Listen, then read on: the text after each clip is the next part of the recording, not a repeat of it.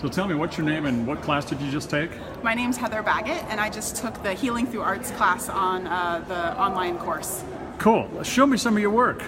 Look at this. Well, this is one of the ones that I did for the class. Yeah. So you really found this to be a healing experience, and you were doing this so you could teach others, or what did you do it for? Yes, I am a chaplain at a continuing care retirement community, and I thought that it would be a great way to bring another aspect of spirituality to my residents. And one of the things I just sort of asked the residents, I'm taking a class, I need some volunteers, can you just help me out because, you like me and whatever. And so I got, I have 4 people on a waiting list to do another one because so many people were excited about the idea. And there were 6 people who came, and all of them said they would do it again if I offered it again. So that was really exciting, and they really enjoyed looking at art in a new way, not thinking about, well, I'm going to paint a dog or I'm going to paint a landscape, but really thinking about the process as opposed to the product that you're making, and they really got into it. If somebody's thinking about taking our Healing Through Art course, what would you say to them? I would say go for it. It was a lot of fun for me because I got to sort of explore myself and learn a few things about how I do art that might have been a bit of a sticking point for me.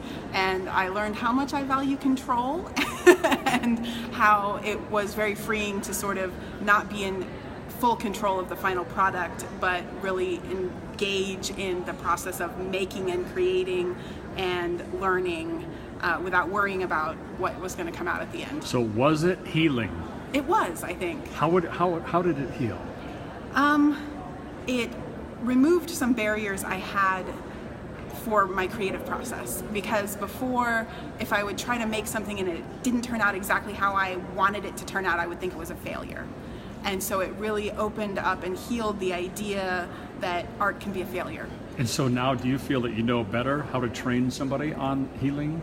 I think so, yeah. Ooh, look at that. This was the hardest project for me, the whole class. Why? What was so hard about that? I had to let go of control. You just close your eyes and scribble for 30 seconds, and you don't get to have any control over what it makes, and then you have to identify something from it and make something beautiful out of the thing that you had no control over. How cool is that?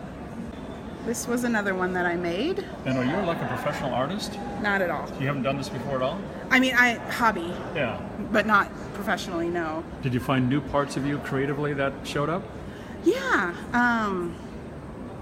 I think it was, in the past I have done a lot of coloring and things that I was in the mood for, and this class really had assignments where it forced you to step out of your comfort zone in that box you would normally create in and what you're in the mood for, and allowed you to just really explore new things. So tell me about this one. This one was an assignment about the parable of the Golden Buddha. And in the parable of the Golden Buddha, there are monks that created this beautiful Golden Buddha, and then an invading army was coming in, so they covered it in clay, and the invading army ignored the value of it, and years and years, like hundreds of years later, they came in and accidentally broke it and realized it was gold on the middle. And the assignment was to create something that displayed your golden inner self.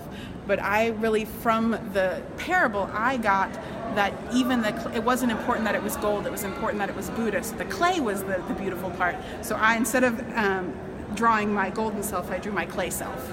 That was just gorgeous. So I sort of took the assignment and twisted it a little bit.